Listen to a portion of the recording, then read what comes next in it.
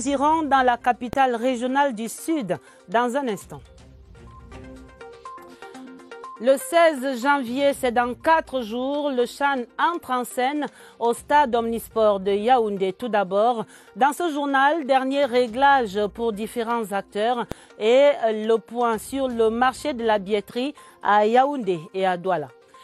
Le 25 avril 2021, Los Angeles aux États-Unis entre en ébullition avec l'ouverture de la cérémonie des Oscars du cinéma. Sur la short list de la compétition, The Fisherman's Diary, un film camerounais riche de toutes ses récompenses déjà engrangées. C'est à découvrir en page culture de ce journal. Voilà pour les titres, développement après ce message.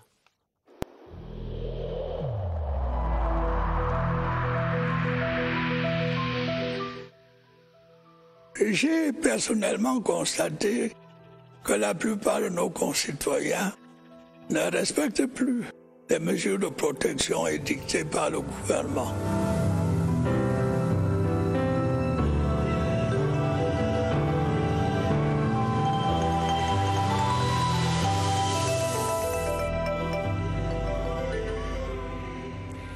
L'année budgétaire 2021 est donc sur les rails. Le coup d'envoi de l'exécution de cette enveloppe de 4 865,2 milliards était donné ce mardi à Ebolova, dans le sud.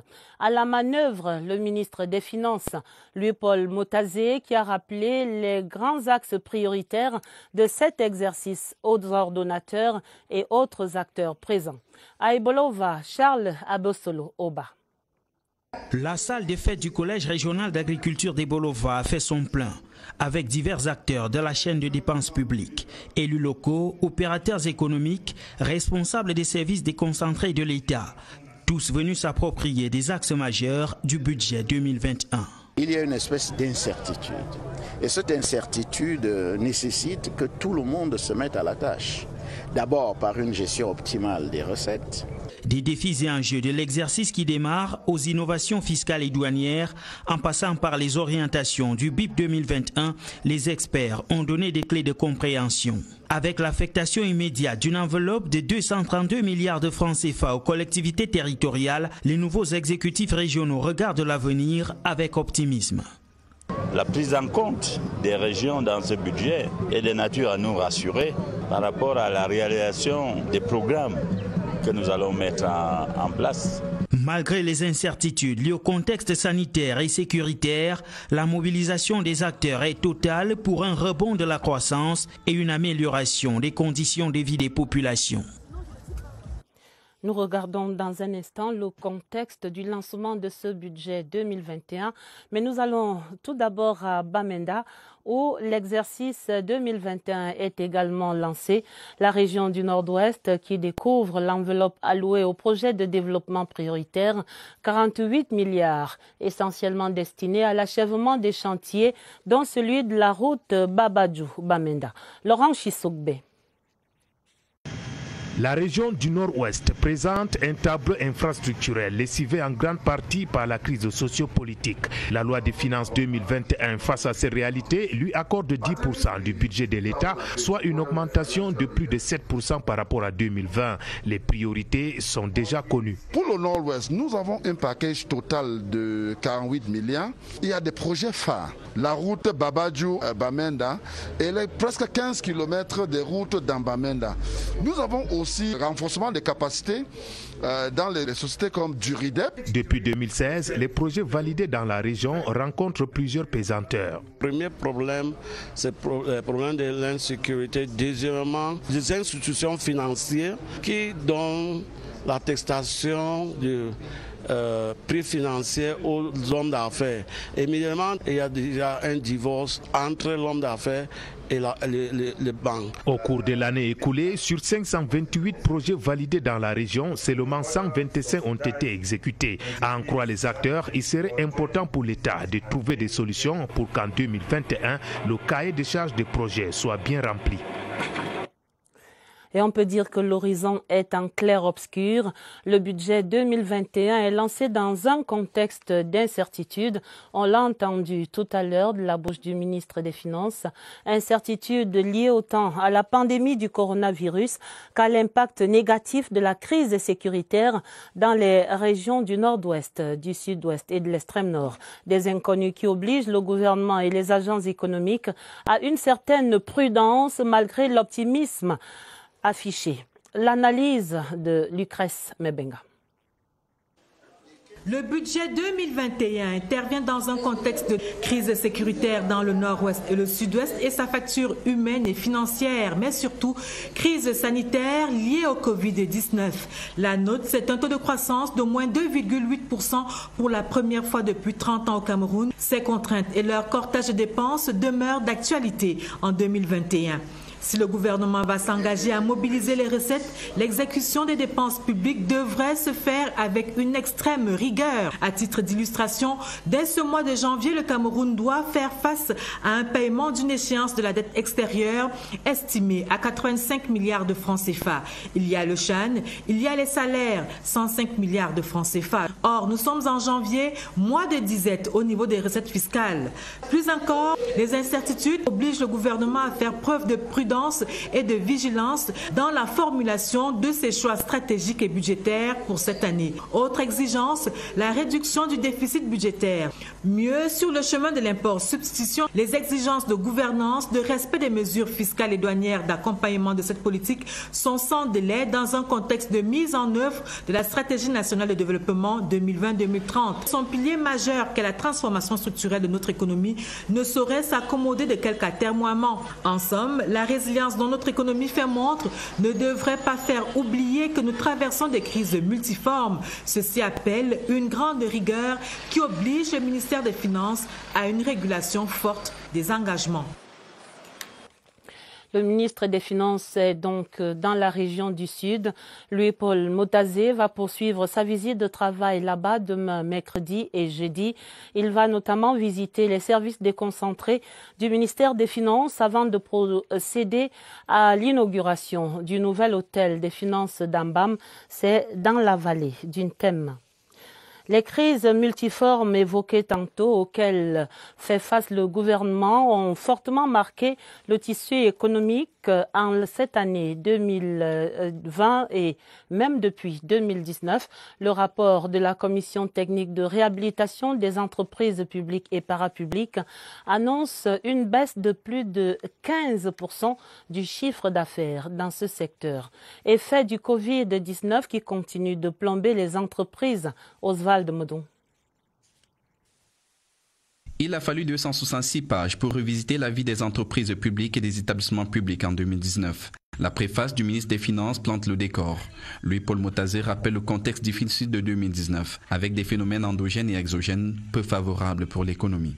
Et l'année 2019 n'a pas manqué de challenges. Les activités du secteur agriculture, sylviculture et élevage ont connu un recul, avec une croissance de 3% seulement. La CDC, par exemple, a enregistré une importante dégradation de ses capitaux propres, de l'ordre de 58,8%. Dans le secteur transport aérien et maritime, avec une baisse des mouvements des avions de 20%, la Camerco a piqué du nez. L'arrêt de l'exploitation de la Sonara suite à l'incendie du 29 mai a marqué le secteur hydrocarbures, eau et électricité. Dans les industries et le commerce, la SICAM a vu sa situation s'y dégrader davantage. L'une des rares embellies vient du secteur génie civil, BTP et habitat, qui enregistre une croissance de 7,4%. La CRTV a réussi à dégager un chiffre d'affaires de près de 2 milliards de francs CFA, 13,27% de plus que l'année précédente. Nonobstant quelques avancées, le secteur santé, emploi, sécurité sociale et recherche scientifique a aussi subi les affres de 2019. Au finish, le rapport de 2019 relève la persistance de certains écueils relevés déjà en 2018, même si 17 entreprises ont fait l'objet de mise en conformité. L'endettement global reste important pour un chiffre d'affaires global de 1 295,5 milliards de francs CFA, soit une baisse de 15,7%.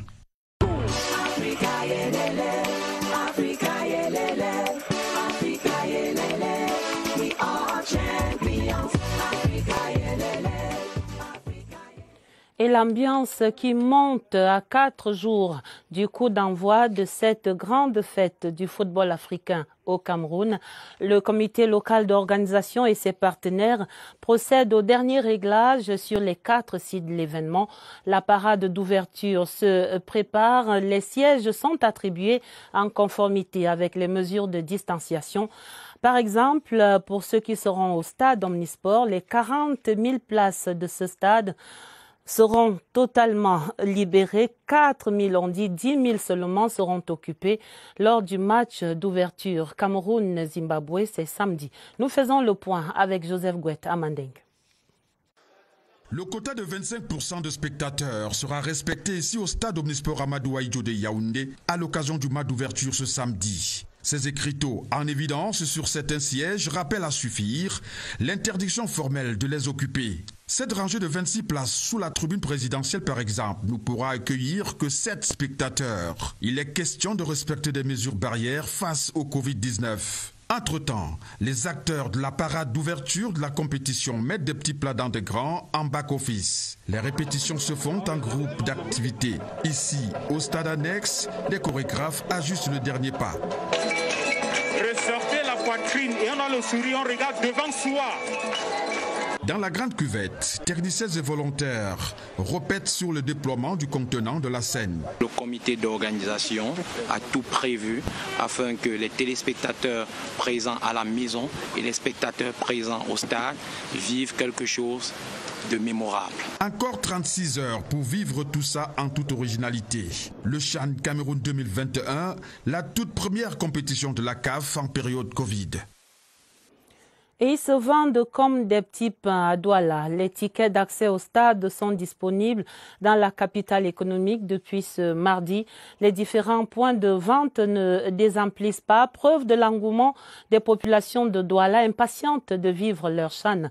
Nous prenons le pouls avec Edouard Penda sur quelques points de billetterie à Douala.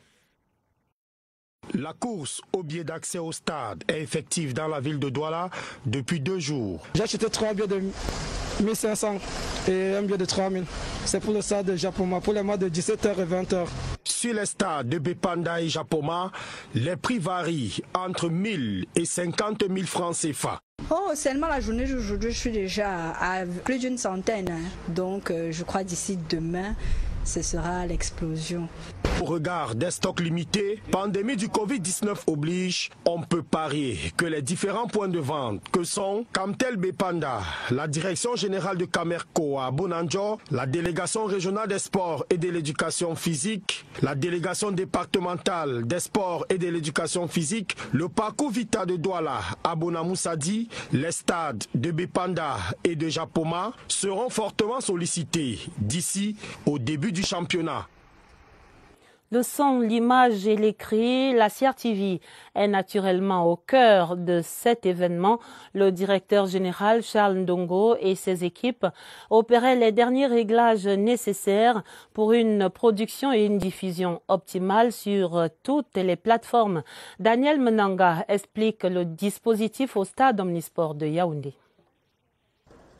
Stade Omnisport de Yaoundé, quelques jours, voire heures avant l'ouverture du championnat d'Afrique des Nations au Cameroun. La CRTV est en briefing avec la CAF et ses partenaires. Le site de Yaoundé est un site tout particulier. C'est ici que sera joué le premier match et aussi la finale. Il était de bon ton que M. le directeur général passe pour s'assurer que toutes les options prises par la CRTV seront respectées. Le directeur général et son staff découvrent la touche finale du spectacle en ouverture de rideau samedi prochain. On fait des répétitions pour chronométrer par rapport à la sortie de déplacement de tous les mouvements.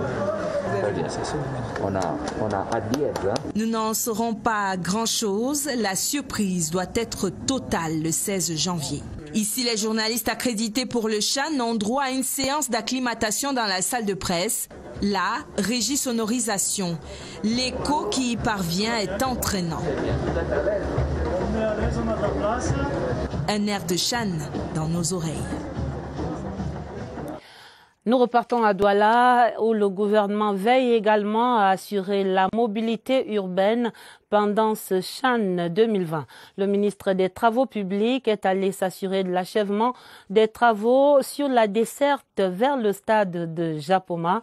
Voici l'équation pour un CHAN sans embouteillage à Douala. Retrouvons Rodrigue Bertrand-Tchénou dans la suite du ministre. Entre Yaoundé et le pont de la Doupé, le ministre des Travaux publics a marqué 4 arrêts pour apprécier les travaux d'exécution des glissières en béton armé et de retouche de la couche de roulement sur plusieurs sections.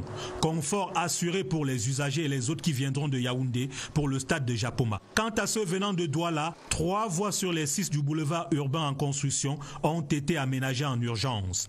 On a fait en urgence des travaux d'élargissement des carrefours qui permettent d'organiser la circulation et d'éviter les congestions qu'on avait dans le passé.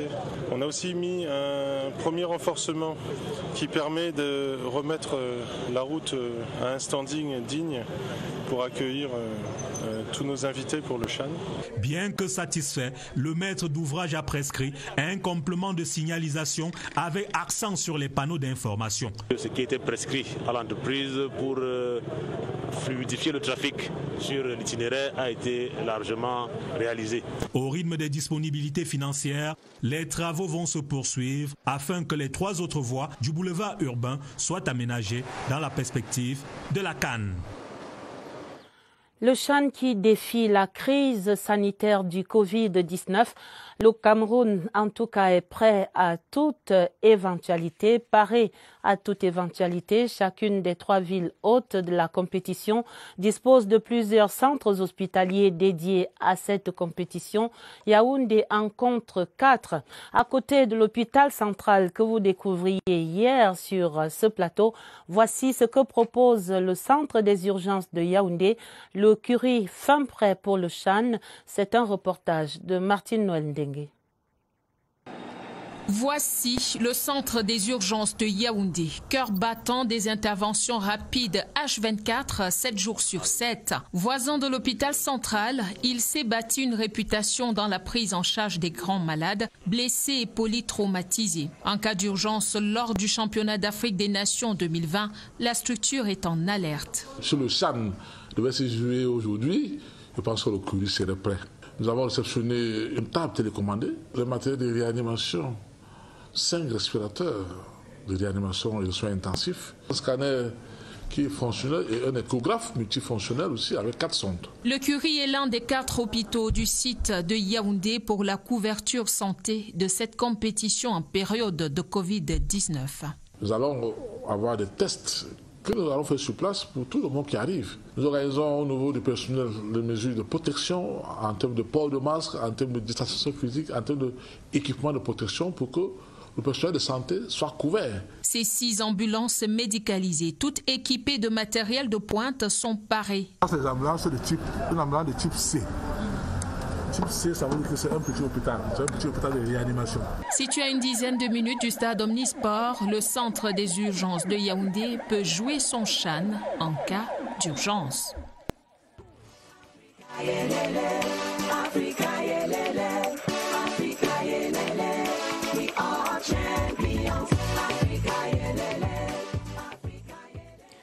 Et nous allons dans la région du Soleil Levant, l'Est, où la ville de Garoua-Boulaye est dans le calme et la sérénité, malgré la forte pression démographique due à l'afflux de près de 5000 réfugiés en provenance de la République centrafricaine. En plus de cela, près de 15 000 camions gros porteurs sont bloqués à la frontière avec le Cameroun. Le calme progressif à Bangui permet d'envisager des convois sous la protection de la MINUSCA dans le corridor Garoua-Boulaye Bangui. Voici les instructions à ce sujet données par le ministre Paul Atanganji à la fin de sa visite de travail hier à Garoua-Boulaye. C'est le récit de l'envoyé spécial Augustin Guizana.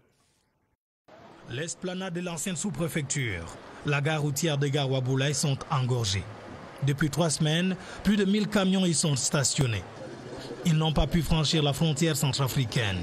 J'ai des camions venant du Tchad, le carburant. J'ai des camions venant de Douala.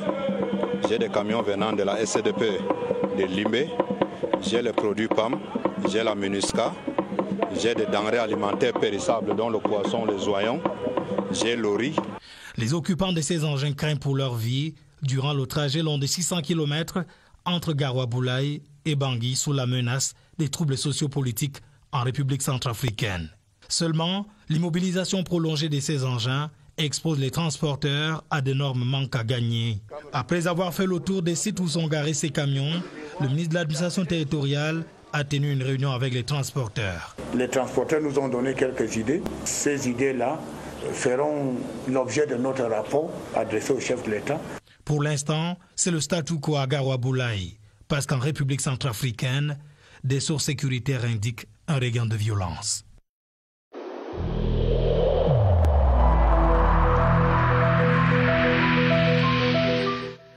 Je vous exhorte de nouveau à porter vos masques, à vous laver régulièrement les mains et à faire appel à un médecin ou à tout autre personnel de santé au cas où des symptômes apparaissent.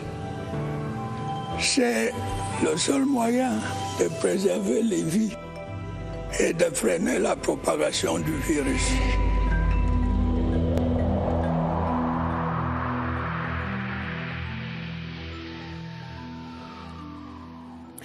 On vient de l'entendre un peu plus tôt dans le journal. Le corps médical camerounais est prêt pour jouer ses matchs contre le Covid-19 pendant le CHAN.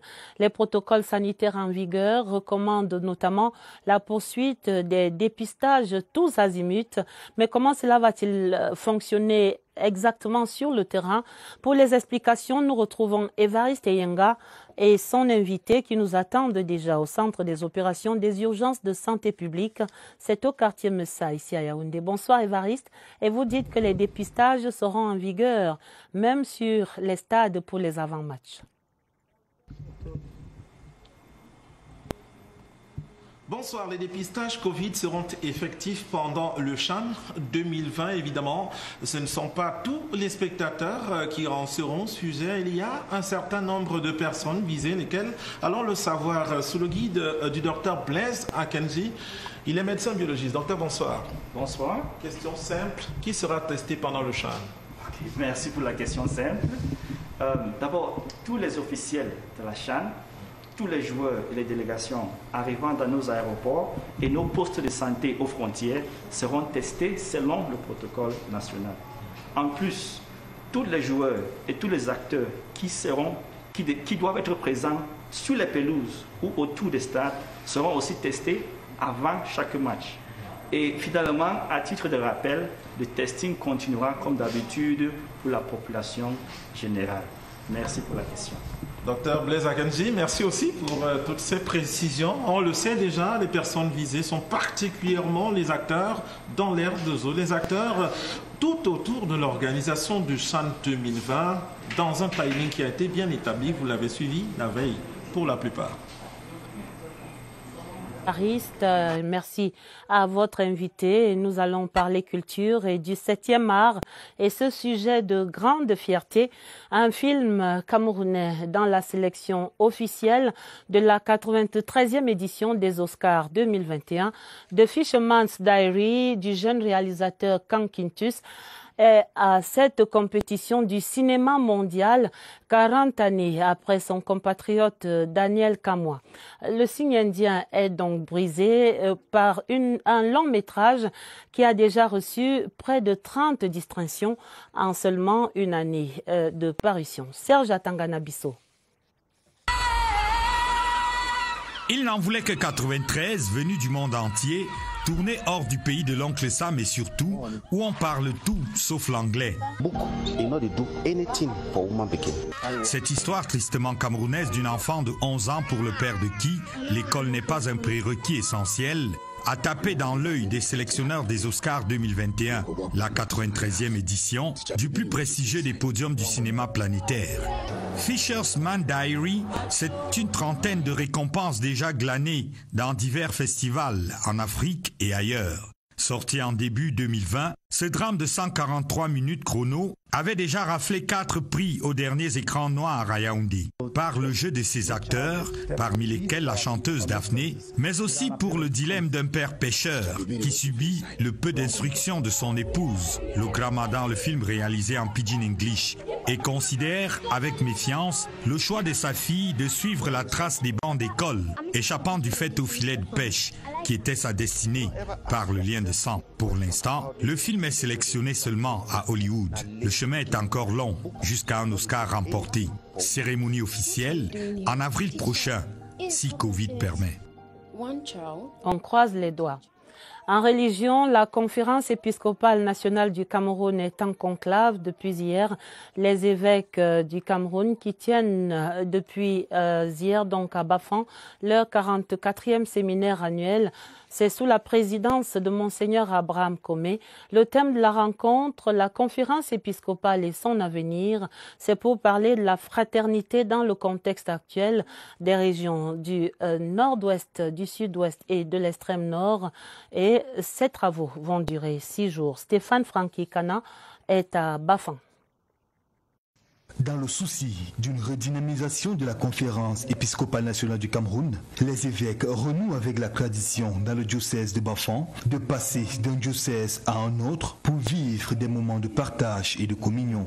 La conférence épiscopale et son avenir est le thème qui va permettre aux prélats d'évaluer le fonctionnement et l'orientation de la CENC. En permanence, quand on a un peu d'intelligence, il faut se remettre en question et il est bien qu'un corps sérieux comme le nôtre puisse remettre sur la table tous ses acquis. En fonction du contexte actuel dans les régions du nord-ouest, du sud-ouest et de l'extrême nord du Cameroun, la notion de la fraternité sera au centre des travaux. Fratelli Tutti, une encyclique du pape François.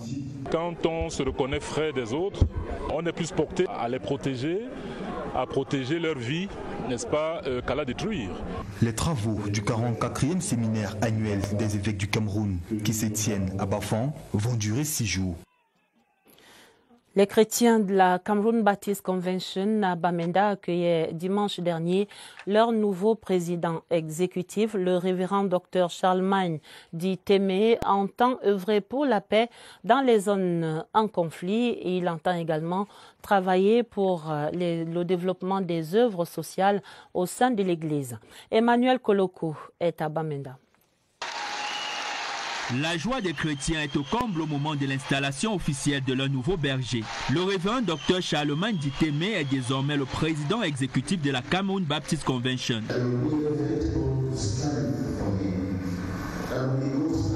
Le corps pastoral et les fidèles chrétiens attendent énormément de ce leader. Avoir la charge de la CBC à l'échelon national est une responsabilité importante pour ce pasteur qui promet d'œuvrer en priorité pour la paix. La paix peut mieux naviguer sur la table de dialogue. Le Cameroun est une famille et mon désir, c'est de continuer à prêcher la paix et non à la violence. Dieu va exaucer notre prière. Le révérend Dr Charlemagne dit Témé a été entre autres responsable à Yaoundé, recteur du séminaire, des anciennes charges qui parlent pour cet homme de Dieu et démontrent qu'il a un idéal à élever à la tête de la CBC. La fin de cette édition du 20h30. Pour l'essentiel, on retient que ce 12 janvier était jour de lancement de l'exercice budgétaire 2021. Le ministre des Finances, Louis-Paul Motazé, est allé présider cette cérémonie à Ebolova, la capitale régionale du Sud. Et puis ce 16 janvier, c'est dans 4 jours, le CHAN va entrer en scène au Cameroun, dans les 3 villes et le stade omnisport de Yaoundé est fin prêt, comme d'ailleurs tous les autres sites de l'événement. Nous avons vu les réglages de la chorégraphie et l'état de la billetterie à Yaoundé et à Douala où les billets se vendent déjà comme des petits pains. Le 25 avril 2021, si le Covid le permet, a-t-on entendu dans le journal, Los Angeles aux États-Unis va entrer en ébullition comme chaque année pour la cérémonie des Oscars du cinéma et on compte sur la shortlist de la compétition cette année de Fisherman's Diary. Le film camerounais, déjà riche de toutes ses récompenses, va donc éblouir certainement également le public américain. La fin du 20h30, le journal était préparé avec la collaboration de Karine Olive-Yabit et de Augusta Ngononga. Vous aurez un autre journal à minuit. Il sera présenté par Sadou Mamoudou et Elvis Teke. Retrouvez immédiatement sur cette antenne un magazine pour revivre le SAGO, le Salon de l'action gouvernementale. Très belle soirée sur la CRTV et à demain 20h30.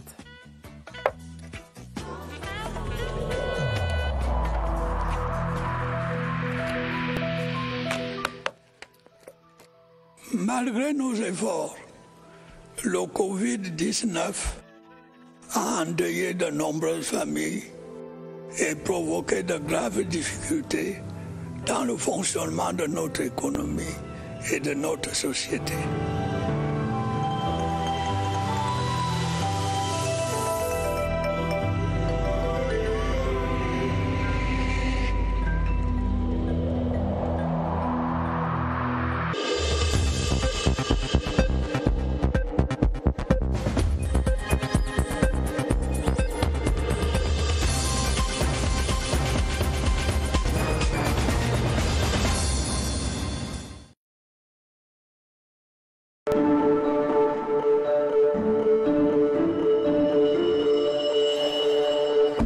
Malgré les difficultés, notre détermination